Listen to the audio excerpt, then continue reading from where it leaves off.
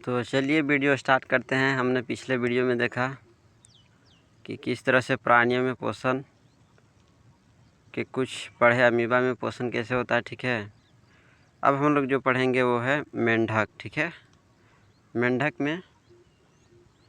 के बारे में जानेंगे। ठीक है, तो ये जो मेंढक है वो मेंढक स्थल और जल दोनों में ये रहता है। ठीक है, आप तो देखे होंगे मेंढक को बाहर भी रहते हुए और पानी में भी। ठीक है, लेकिन मछली को आप देखें वो सिर्फ पानी में ही रहता है, वो बाहर आता है तो मर जाती है। ठीक है, अब क्यों ऐसा होता है जानेंगे। ठीक है, तो मेंढक, ठीक है, तो मेंढक जल और स्थल ये दोनों में रहता है। ठीक है, जल और स्थल ये दोनों में रहता है। ठीक है, दोनों में रहता है। इसमें जो होता है दो प्रकार का श्वसन अंग पाया जाता है। हम लोग का तो सिर्फ एक ही है। ठीक है, लेकिन मेंढक में श्वसन अंग जो होता है वो दो प्रकार के होता है। ठीक है, जब ये ज़मीन पर रहता है तो ये फेफड़े के द्वारा सांस लेता है। ठीक है, दो श्वसन अंग इसमें पाया जाता है, प्रकृति ने बनाया है। ठीक है, तो इसमें दो श्वसन अंग पाए जाते हैं। जब वो स्थल यानी ज़मीन पर रहता है तब वो फेफड़े के द्वारा सांस लेता है। ठीक है, और जब ये जल के अंदर रहता है तो क्या करता है, त्वचा से ऑक्सीजन को लेता है। ठीक है, त्वचा द्वारा श्वसन की क्रिया करता है। ठीक है, यहाँ पर जो देखिए इसमें चित्र में दिखाया गया है। ठीक है, चित्र में यहाँ पर दिखाया गया है। देखिए चित्र जो है इसमें क्या है कि यहाँ जो दिख रहा है ये फेफड़ा है। ठीक है, और जब ये स्थल पर रहेगा तो इसके द्वारा ये क्या करेगा, श्वसन क्रिया इसका होगा। ठीक है, और जब ये जल में रहेगा तो ये देखिए त्वचा है, इसकी सहायता से वो क्या करता है, ऑक्सीजन को लेता है। ठीक है, तो ऐसे होता है। ठीक है, इसमें दो श्वसन अंग पाया जाता है, फेफड़ा और त्वचा। ठीक है, जब ये स्थल पर रहेगा तो फेफड़े के द्वारा, और जब ये जल के अंदर रहेगा तो त्वचा के द्वारा। ठीक है, अब हम लोग आगे चलते हैं। ये था मेंढक में श्वसन अंग कैसे होता है। अब हम लोग आगे जानेंगे कि तिलचट्टा में श्वसन अंग कैसे होता है। ठीक है, तो तिलचट्टा को देखिए, तिलचट्टा जो है, तिलचट्टे में छोटे छोटे छिद्र होते हैं। ठीक है, छोटा छोटा छिद्र होता है, जो छिद्रों को श्वसन रंध्र कहते हैं। ठीक है, अब तिलचट्टा में जो होता है वो छोटा छोटा छिद्र होता है जिसको श्वास रंध्र बोलते हैं। ठीक है, उसी से श्वास वो लेता है। ठीक है, तो क्या होता है कि इनके शरीर में गैस के विनिमय के लिए वायु जो नलियों का जाल जो बिछा होता है, इस जाल को हम लोग श्वासनाल या वातक कहते हैं। ठीक है, क्या बोलते हैं, श्वासनल या वातक। तो इसमें क्या होता है, ये क्या करता है तिलचट्टा, कि तिलचट्टा में क्या होता है, छोटा छोटा छिद्र होता है। ठीक है, इन छिद्रों को हम लोग श्वास रंध्र बोलते हैं। जो छोटा छोटा ये देखिए जो छिद्र होता है उसको हम लोग श्वास रंध्र बोलते हैं। ठीक है, अब इनके शरीर में गैस के विनिमय के लिए, ठीक है, वायु नलियों का जाल बिछा होता है। क्या होता है, वायु नलियों का जाल बिछा होता है। ठीक है, अब इस जाल को हम लोग कहते हैं श्वासनाल। क्या बोलते हैं, श्वासनाल या वातक। ठीक है, या वातक। अब हम लोग ये जो चित्र जो दिख रहा है आपको, ये जो है वो तिलचट्टा का। ठीक है,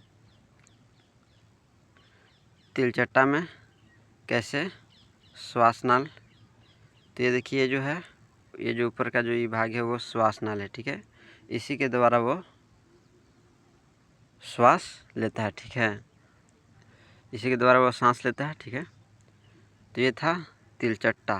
ठीक है, अब हम लोग जानेंगे मछली। ठीक है, कि मछली जल से जब बाहर आती है तो क्यों मर जाती है। ठीक है, तो जानेंगे। ठीक है, तो मछली तथा पानी में रहने वाले जीव, मछली जो है वो पानी में रहने वाले जीव है। ठीक है, गलफड़ा या क्लोम या गिल पाया जाता है इसमें, ठीक है। गलफड़ा या उसको क्लोम बोलिए या गिल बोलिए, ठीक है, इसमें पाया जाता है, ठीक है। किस में? मछली में। अब ये सांस कैसे लेती है भाई? जब वो जल के अंदर रहती है तो सांस कैसे लेती है? उसको ऑक्सीजन कहाँ से मिलता है, ठीक है। तो गिल में जो होता है, गिल जब जल में घुली ऑक्सीजन का उपयोग करता है तब वो श्वसन के लिए करता है, ठीक है। गिल जल में घुली ऑक्सीजन का उपयोग श्वसन के लिए करते हैं, ठीक है। तो आपको पता ही होगा कि जल हाइड्रोजन और ऑक्सीजन से मिलकर के बना हुआ है, ठीक है। जल हाइड्रोजन और ऑक्सीजन से मिलकर के बना हुआ है, ठीक है। तो जल में जो ऑक्सीजन जो घुला हुआ है वो अपनी क्लोम की सहायता से जो जल में ऑक्सीजन घुला हुआ है उसको श्वसन के लिए वो उपयोग करती है, ठीक है। गिल मछली के सिर के ऊपरी भाग दोनों तरफ पाया जाता है, ठीक है।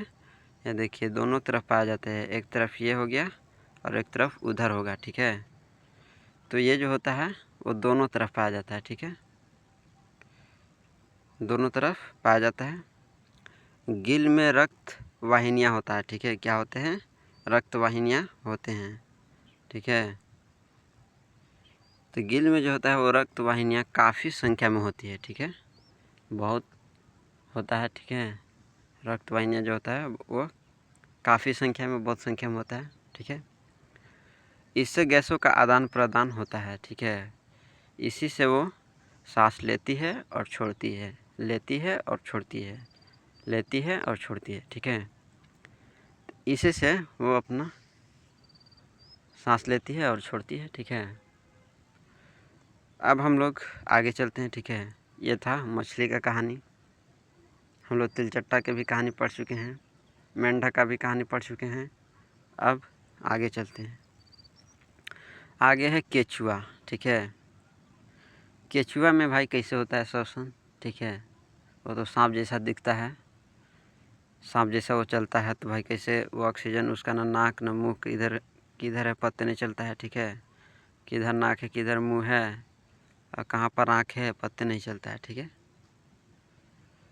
तो केचुआ के बारे में चलिए जानते हैं। केचुआ जो है वो त्वचा की पतली नम, ठीक है। केचुए की त्वचा पतली और नम होती है, ठीक है। केचुआ की जो त्वचा होता है वो देखते हैं मुलायम होता है, ठीक है, पतली और नम भी होती है। इनकी त्वचा से गैसों का आदान प्रदान आसानी से होता है, ठीक है। उसी से वो ऑक्सीजन लेता है केचुआ और छोड़ता है, ठीक है। इसी से वो गैसों का आदान प्रदान होता है, ठीक है। यह आसानी से अपनी पतली नम त्वचा से ऑक्सीजन अवशोषित कर लेता है, ठीक है। अब देखिए ये जो चित्र है वो है केचुआ के, ठीक है, किस तरह से बना हुआ है। जब ये इस स्थिति में होगा, ठीक है, जब ये इस स्थिति में होगा तब ये समझिए कि ऑक्सीजन ये ले रहा है, ठीक है। सांप जैसा जब हो जाता है तो ऑक्सीजन लेता है, ठीक है। अब जब ये इस स्थिति में आएगा तब ये समझिए कि ये कार्बन डाइऑक्साइड छोड़ रहा है, ठीक है। तो ये है केचुआ की कहानी, ठीक है। केचुआ कैसे ऑक्सीजन लेता है और छोड़ता है, यह है उसका कहानी, ठीक है। तो हम लोगों ने क्या पढ़ा? मेंढक के बारे में पढ़ ही लिया, ठीक है। तिलचट्टा के बारे में पढ़ा, मछली के बारे में पढ़ा, ठीक है। केचुआ के बारे में हम लोग पढ़े अभी। अब हम लोग आगे चलते हैं, ठीक है। आगे क्या है भाई? तो आगे है अब हम लोग में श्वसन कैसे होता है, ठीक है। अब भाई सब के बारे में पढ़ चुके हैं तो अपने बारे में भी पढ़ना चाहिए, ठीक है। अब सब मेंढक के बारे में पढ़ चुके हैं, मछली के बारे में, तिलचट्टा के बारे में, केचुआ के बारे में पढ़ चुके हैं, ठीक है। तो भाई जानेंगे ना कि हम लोग में कैसे होता है। गलती दूसरों में मत देखिए, गलती अपने अंदर ही होती है, ठीक है। एक बात है कि जब कबीर घर से निकले थे, ठीक है, जब कबीर घर से निकले और वो निकले इसलिए वो खोजने के लिए निकले, ठीक है, कि देखते हैं कि कौन सा मनुष्य में ज़्यादा ईर्ष्या, ठीक है, ज़्यादा क्रोध किस में मिलता है, ठीक है। उन्होंने सभी को देखा, जब वो घर से निकले तो उन्होंने यही सब देखा कि भाई ये सब जो क्रोध ईर्ष्या जो है वो सभी में मिला, ठीक है। लेकिन वो जो क्रोध ईर्ष्या और शत्रुता था, जब उन्होंने अपने अंदर जब झांका तो वो सब उन्हीं के अंदर दिखा, ठीक है। तो कहने का मतलब है, कबीर कहना चाहते हैं कि गलती दूसरों में मत देखिए, गलती अपने आप में होती है, ठीक है। बुराइयाँ अपने में छिपी होती है, बस उसे पहचानिए और उसको सॉल्व कीजिए अपने आप से, ठीक है। तो ये कबीर कहना चाहते थे, ठीक है।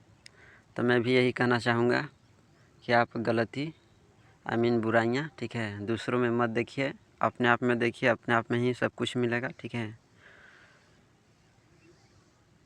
तो चलिए, हम लोग कुछ ज़्यादा लेक्चर दे चुके हैं, ठीक है। अब हम लोग जानते हैं कि भाई कैसे होता है हम लोग में श्वसन, कैसे सांस लेते हैं, कैसे छोड़ते हैं, ठीक है।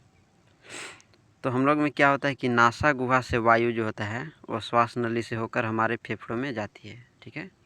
श्वास नली होता है, देखिए हम लोग में श्वास नली होता है, उसी के माध्यम से वायु जो होता है वो फेफड़े में जाती है, ठीक है।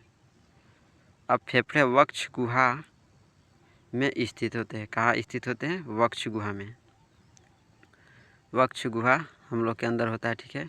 वक्ष गुहा में स्थित होते हैं फेफड़े, ठीक है। वक्ष गुहा पार्श्व में पसलियों से घिरी होती है, ठीक है। किससे घिरी होती है? तो पसलियों से। ये देखिए जो पसली दिख रहा है ना, यही सबसे घिरा हुआ है, ठीक है।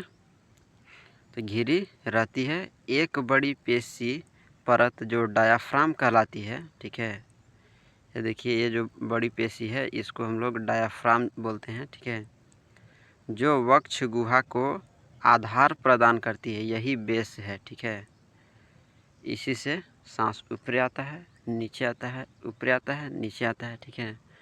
तो इसी से जो डायफ्राम है उसी से ऊपर की ओर सांस जाएगा, फिर नीचे आएगा, ऊपर नीचे ऊपर नीचे ऊपर नीचे होते रहेगा, ठीक है। तो डायाफ्राम और पसलियों से बने पिंजर की गति सम्मिलित होती है, ठीक है। दोनों का जो गति होता है वो समान होता है, सम्मिलित मिला हुआ रहता है, ठीक है। अब हम लोग जानेंगे, ठीक है, कि हम लोग सांस लेते हैं तो क्या हम लोग के पसली झुकता है कि मुड़ता है कि उठता है कि बैठता है, वो जानेंगे, ठीक है। तो चलिए आगे चलते हैं। देखिए जब हम लोग लिखा हुआ है कि पसलियों एवं डायाफ्राम की बदलती आकृतियाँ, ठीक है। हम देखिए जो आकृति है वो ध्यान से देखिए, ठीक है। देखिए जब श्वास अंदर की ओर जब हम लोग सांस लेते हैं तो क्या होता है, ये जो अंदर का जो भाग होता है वो फूलता है, ठीक है। देखिए फूला ना, अभी कीजिए फूलेगा।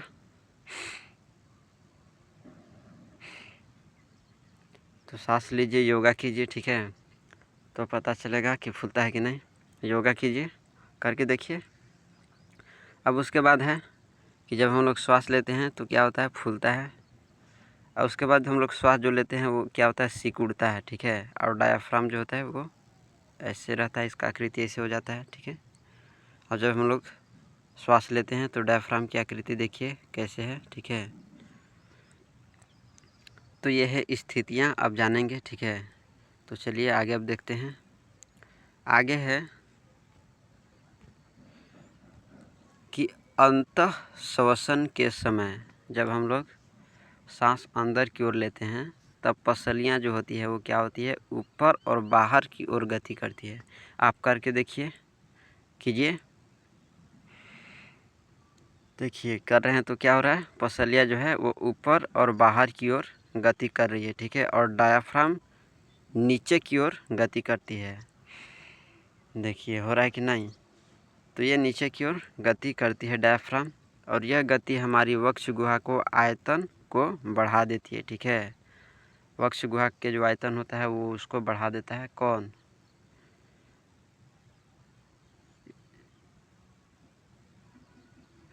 ये जो डायाफ्राम नीचे की ओर जब गति करता है तब, ठीक है, ये गति को बढ़ा देता है, ठीक है। और वायु जो है फेफड़े में आ जाती है। कहाँ आ जाती है? फेफड़े में आ जाती है, ठीक है। अब फेफड़ा वायु से भर जाती है, ठीक है। अब हम लोग जब सांस लेते हैं तो क्या हो जाता है? फूल जाता है। तो भाई टंकी फुल हो जाता है। तो टंकी फुल हो जाता है तो क्या होता है? उच्च श्वसन के समय पसलियाँ जो होती है वो नीचे और अंदर की ओर आ जाती है, ठीक है। क्या होती है?